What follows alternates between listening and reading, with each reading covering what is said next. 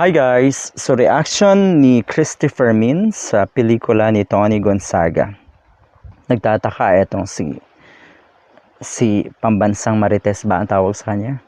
Anyway, nagtataka kung bakit yung mga followers, yung mga subscribers ni Tony Gonzaga sa YouTube, milyon-milyon yan talagang napakalaking following at subscribers count.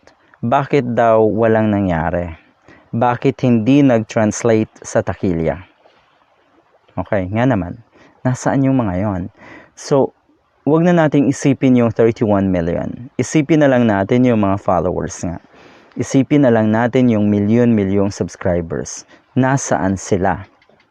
'Di ba? Dahil kung ikaw talaga ay naandyan at sumusuporta ng totoo sa isang content creator, sa isang artista, kung ikaw ay nakasubscribe or nakafollow, 'di ba? Kung naandyan ka para talaga suportahan, ay siguro sa lahat ng acts nung sinusuportahan or nung idolo mo ay naandun ka rin at susuporta ka rin. Pero wala.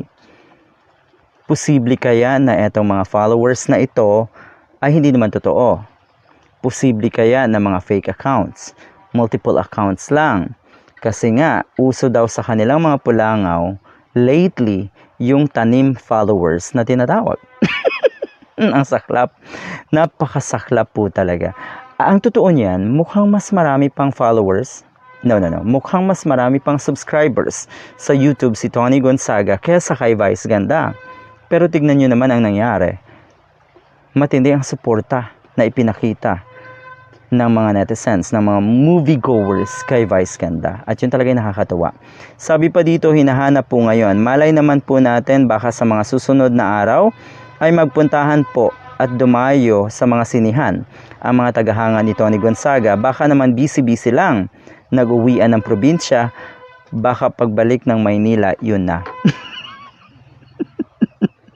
Napakababaw na rason, nag-uwian ng probinsya. Ay paano yung kay Vice Ganda? Paano kung mas marami yung nag-uwian ng mga followers at manunood ng movie ni Vice Ganda? Katulad ko, 'di ba? Katulad namin dito, marami kami na babalik ng Maynila at manunood nga ng Family Matters at movie ni Vice Ganda.